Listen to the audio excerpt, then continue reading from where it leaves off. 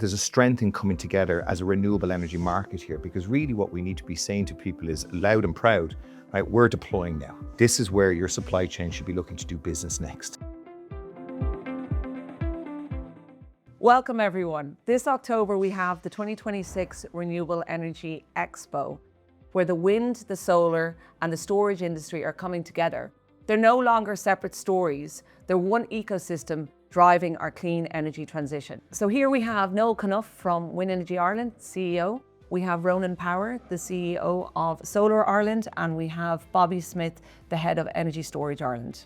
So to kick it off, I want each of you to think of one breakthrough technology or trend that will define Ireland's energy future in the next decade. What would it be? Let's start with you, Noel. I think a big one is actually in Bobby's area. I think long duration energy storage is massive. We all know grid capacity is a real challenge that we're going to have to overcome here in the next few years, and it'll help enable offshore wind, onshore wind, solar. So trying to find a home for as much of the energy supply as possible, I think, is a big one. I think that the rapid deployment of solar and wind without the ability to manage and harness the capacity through LDES, I think is going to be one of the biggest defining rollouts over the next 10 years, because we want to keep rolling out. We don't want to stop deploying renewable energy, but at the moment we're starting to see increases in the likes of dispatch down, and we need to stop wasting some of that renewable energy that we're generating. Storage really, we may say, is a secret weapon. What are you working on now that will become a key pillar in the decarbonisation for Ireland?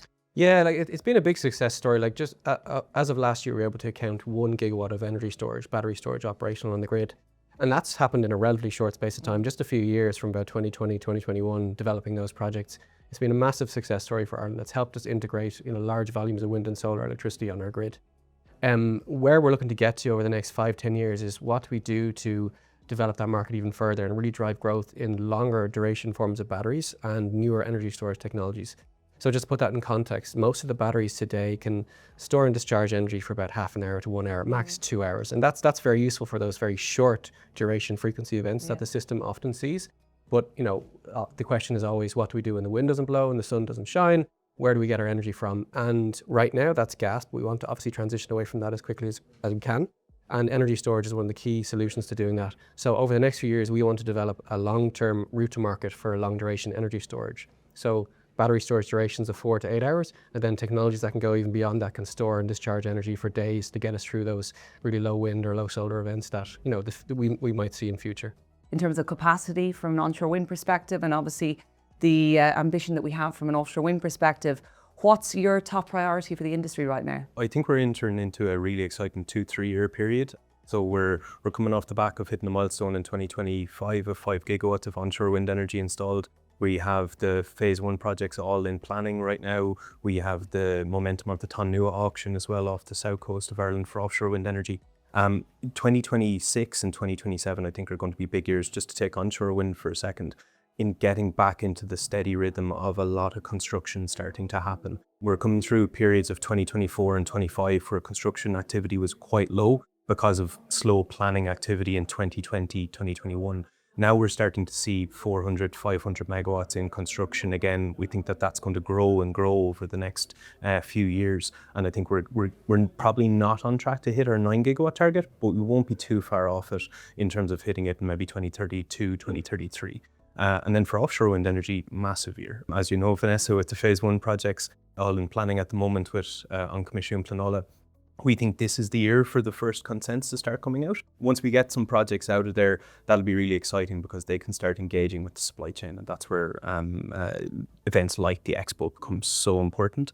So getting a couple of projects through consent this year, understanding how they'll be connected onto the grid will be really critical. And then just understanding what the future for offshore wind energy looks like as well.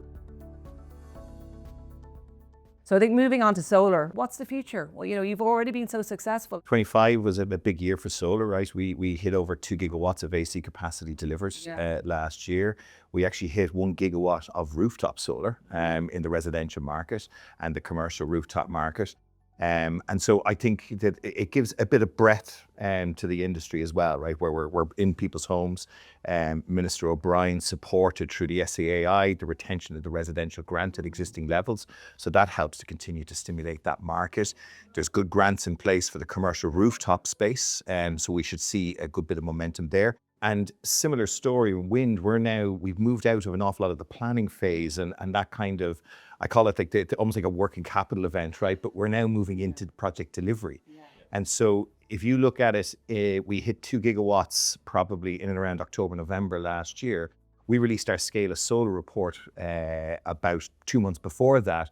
And so I think we commissioned 200 megawatts in that space of time, between residential, commercial, and the utility scale stuff. So we're seeing that momentum. I'm visiting solar farms in a moment where we're looking at projects that are all on the 110 network now, right? So we're not seeing those 10 megawatts, 20 megawatts, we're seeing 170 megawatts of DC that is already in construction. Some of it's actually being commissioned this month.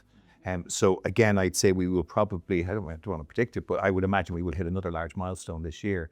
And then there's enough projects now consented that are now moving into construction where we're looking good for our 8 gigawatt target for 2030. So I think the momentum is continuing. And I think that what's important now is that as a renewable energy market, that we're sending out signals at a European level that says that we're here to deliver, right? We need to send out market confidence that says our supply chain, institutional debt, that this is a place to come and do business. Ireland's actually currently the 5th highest deployment rate of solar across the EU at the moment.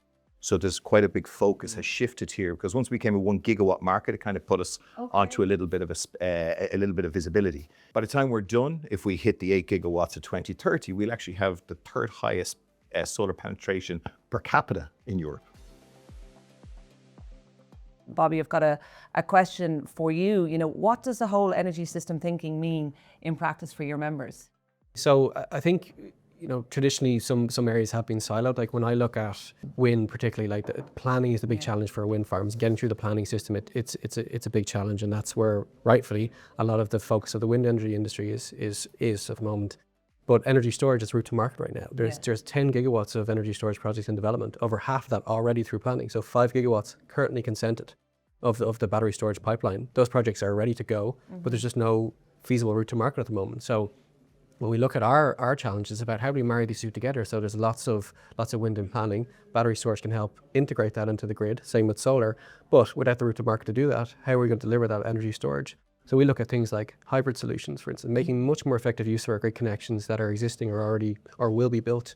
And so we coordinate and collaborate a lot on advocating for things like changes to policy to enable hybrid connections, or changes to policy to enable a more effective route to market for battery storage to deliver on those integration challenges for wind and solar. So I think it's about us kind of looking at, we each have individual challenges, and of course we're rightfully going to advocate to solve those. But how does it all fit together to lead to like one overall coordinated energy system solution? And that is things like hybrid solutions, that's things like routes to market, planning challenges for different types of technologies. We're all on the same journey together. Wind, solar, storage. We're all working towards an Irish electro-state, a nation powered by clean, affordable energy. There's huge demand growth expectations with electrification of heat and transport. The new LEU policy that's just after coming out is going to mean more growth in that. So we need a combination of wind, solar, storage. We can't just do it by ourselves. All of these technologies are going to need to work in collaboration. And the good thing is that all of our members completely endorse that, and they believe that too. And many of the developers that are developing wind, they're developing storage, they're developing solar. The supply chain, there's huge commonality across the entire industry. So getting everybody together under one roof for 2 days has huge value propositions, both in Ireland and the international market. For offshore wind energy, we're going to need a lot of expertise from countries like Belgium, Netherlands, the UK, the Nordic region. So having everyone together under one roof to be able to do deals, sign agreements, make new contacts, it's hugely valuable. Yeah, and I think we need to be realistic, right? We're a little island at the side of another bigger island, at the end of a large continent, right? We're all the way out there. And I think that there's a strength in coming together as a renewable energy market here, because really what we need to be saying to people is loud and proud, right? We're deploying now. okay? This is where your supply chain should be looking to do business next. So whether storage, solar or wind is the solution to the problem is irrelevant, right? The whole point here is that we get to the destination in whatever form we must to get there, right? That's the objective here. Anyone who's interested in renewable electricity should be there. If you have a business, a product or a service you want to sell and you work in renewable electricity, this is the place to be. It brings all the supply chain, wind, solar and storage in one place.